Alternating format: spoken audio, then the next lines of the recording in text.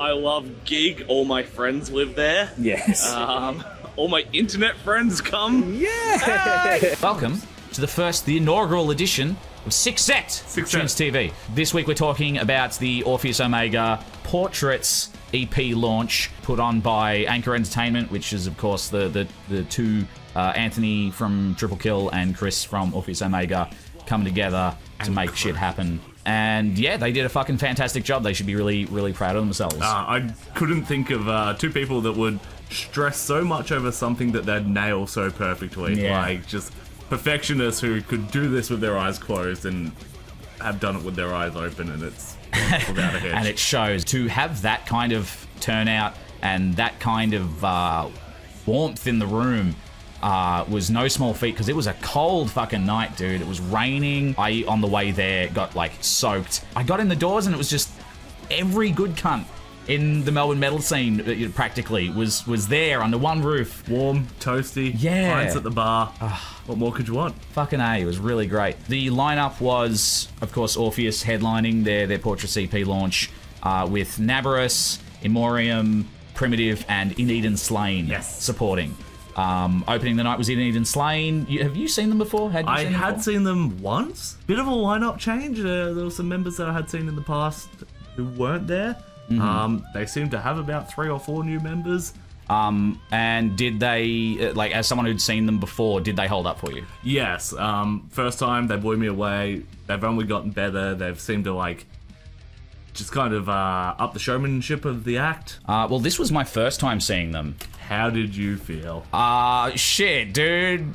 Impressed, to say the least. I mean, look, they brought a log. It's long, it's better than that, it's good. Was shocked to see an opener with such gravitas, and really created a sense of atmosphere. And again, a cold night like that, it was just perfect being in a warm venue, being transported to somewhere, you know, fantastical. Yeah, with all their little fantasy stories, and taking the time to explain it between each song as well. Yeah, I really appreciated that. And the whole band had a kind of sense of warmth about them, but the vocalist in particular really brought it. It's a small thing, it's a very superficial thing, but she has this wonderful, beautiful voice that, again, transports the listener.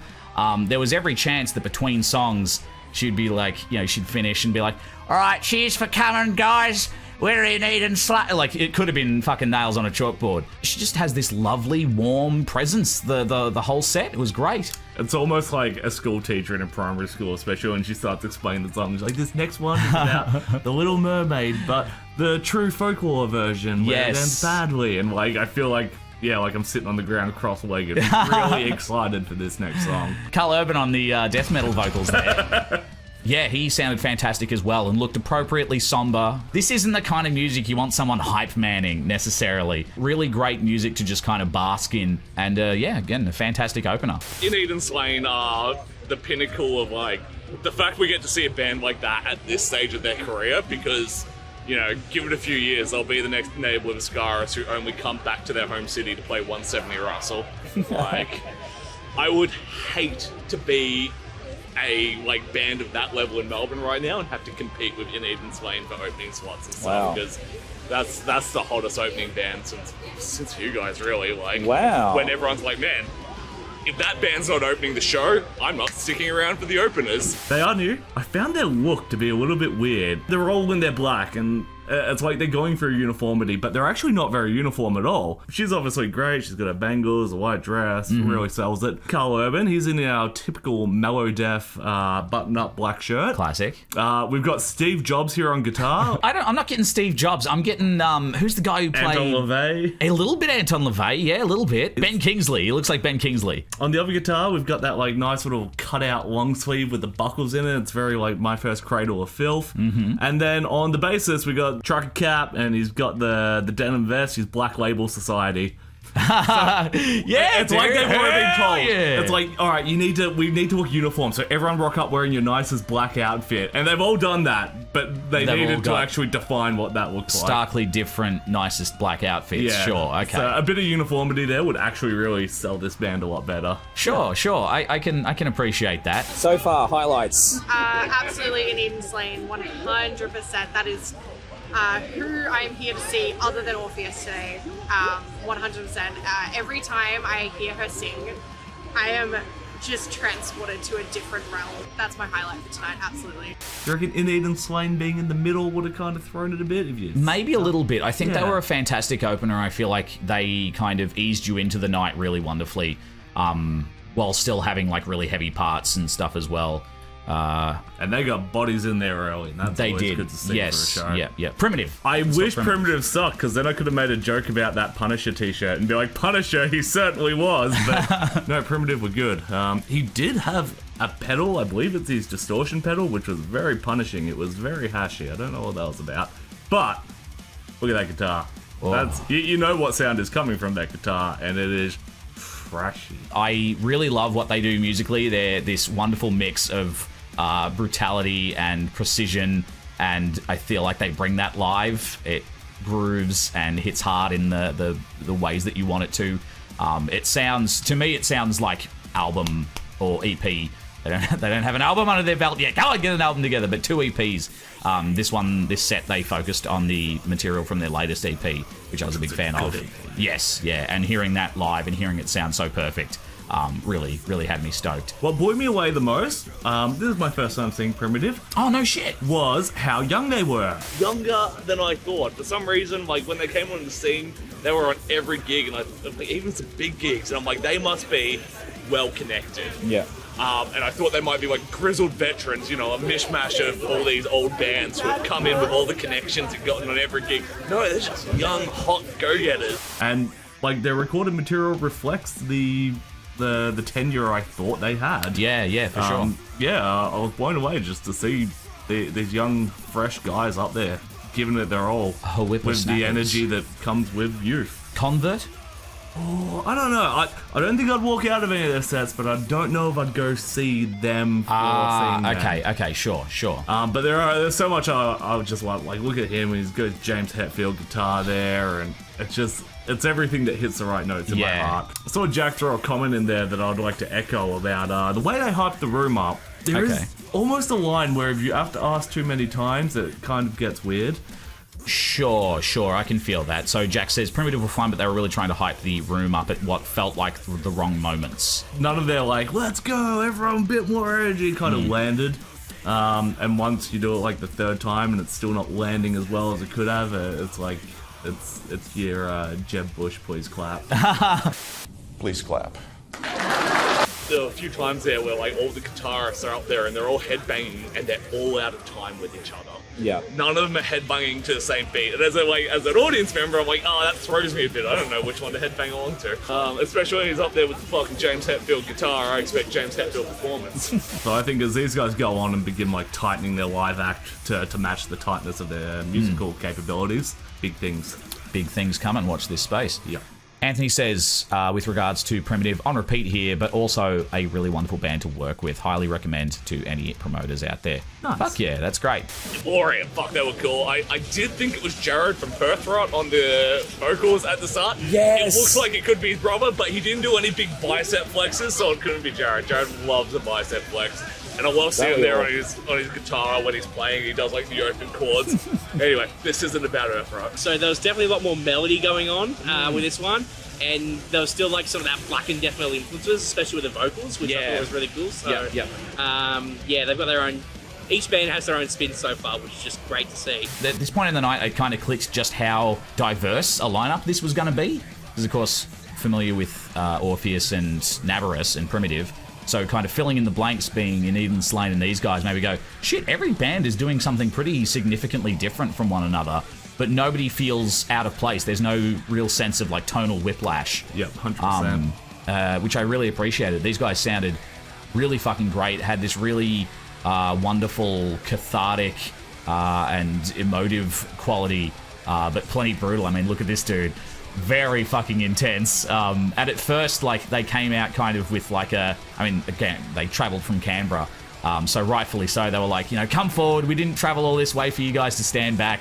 And I thought, ooh, if that goes on too far into the set, it's going to get uncomfortable in that way that it can. But people responded really well to these guys. I find the asking for the one step forward seems to be the most effective method. I think one step when you're like, forward everyone is- get to the front, people are like, I don't want to get to the front, I'm comfy here. But Yeah. when you ask for one step forward, everyone's like, I can take a stick. I actually love these guys. The guitar work was amazing. I have sausage fingers, big fat clumpy things, like they're useless. So I have a great deal of respect for technical guitar playing.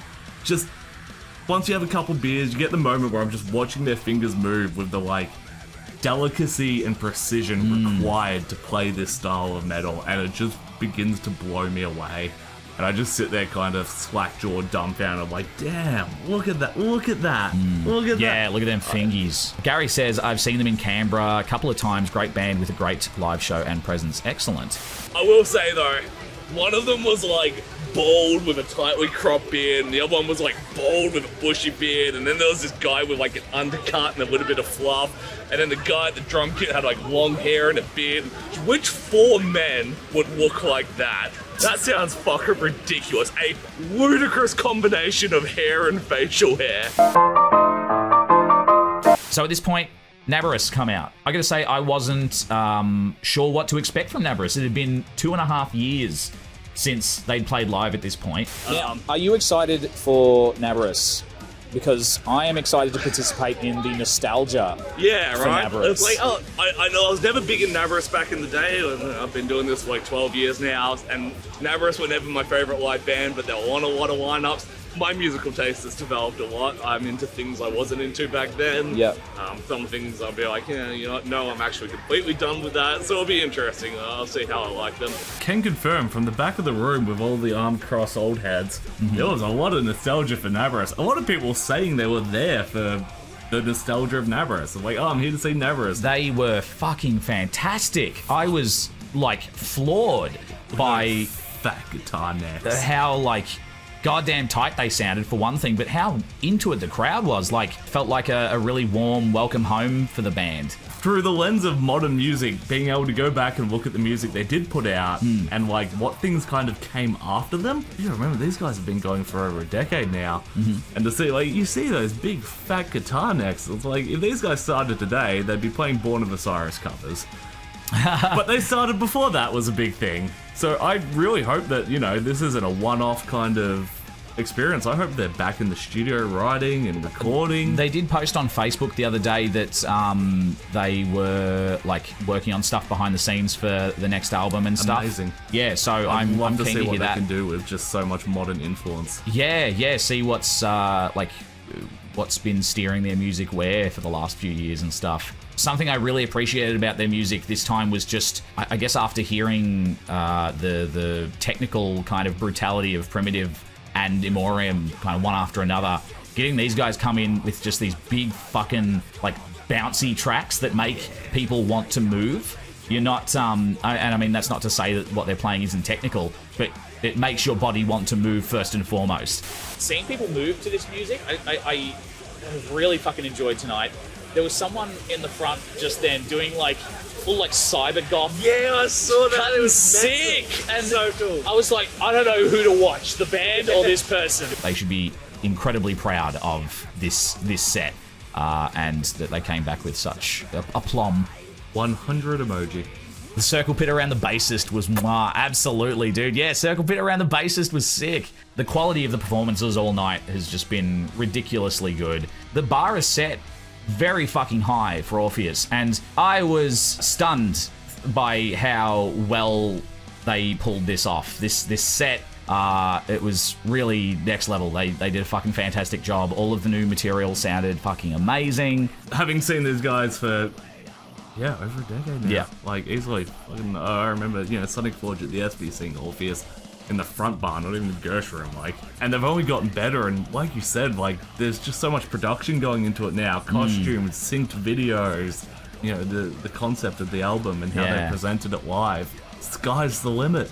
Yeah, and really, like, I mean, this is a show at the Evelyn, which is like, 300 cap venue official. They didn't look at that stage and go, all right, this is what we've got access to. They went, what can we bring here? Like, how much can we kit this thing out? So they've got, like, the stage costumes. They've got the lights that react to the glow paint on the costumes.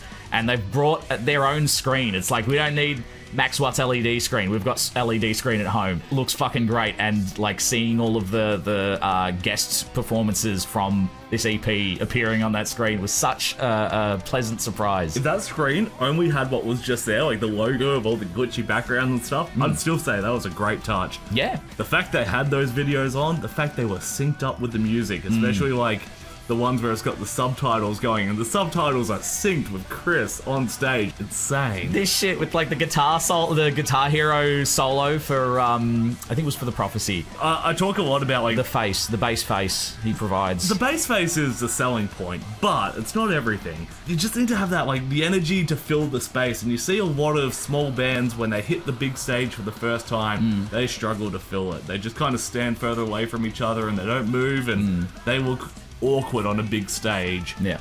Whereas Leon can make any stage look small by just bouncing around with all that energy, and the rest of the band do it too. But geez, Leon just he fills the. He does. He makes sure he sets the bar for the band. I think. Put him on the main stage at I was gonna say soundwave. My knees. Put him on the main stage at Good Things, and they will fill that stage with their presence. Absolutely. Speaking of filling a stage with their presence, I don't know if I'm meant to look at the lens on my phone. No, look at the camera. Look wherever you want to look. I am so excited to hear Kez's song live. Of all the songs on album, EP, 5-track, that's I don't even know if I'd say it's the best. It was the most surprising. It's the grammar. Yes, I was going to say I'm the most interested to hear this one live. Because all of the other stuff, while it has the personal flavour of that band member who wrote that song, all more or less sounds within the realm of Orpheus. Yeah. Whereas Kez's song sounds like that's a Kez track. That's kind of what I wanted. I wanted 5 tracks that don't sound like Orpheus, but when you consider all the individual elements, you're like, yeah, actually now I see. I want the Lego bricks that make up the structure. Yeah, okay. And I want them to be indistinguishable from the structure until you're halfway through building it. Beautiful. Because you are the Lego to my ego. I'm sure they'll appreciate that. Each band member had one song from this EP that was their song, and Kez got up to perform her song. I know she was very uncomfortable with the amount of praise being heaped after the set, but fuck you, it's not over, cunt. It was really good. Well done. I struggle to find the words. Like, it wasn't just good. It wasn't the surprise that it was on the album in the live. Like, it just translated into something huge live. Yeah. If that was the only time they ever do that live, I'm so upset but so happy I was there. But gee, I hope that's maybe not every show, but every big show. Yeah, sure. I'd be keen to hear it again. It was abundantly clear from anybody who has a cursory knowledge of Kez how much that song meant to her, and it felt like everyone was there to enjoy that and participate in that catharsis with her.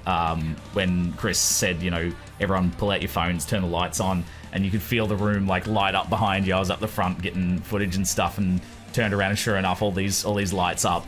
It was really, really sweet, something really special. Getting to see Luke perform his song and being like, just not being able to take my eyes off him and seeing how fucking happy he was in that moment was just wonderful. Look at that face, look at that fucking smile. Seeing so many people in the crowd enjoy specific songs, like seeing you enjoy Luke's song, not even Luke.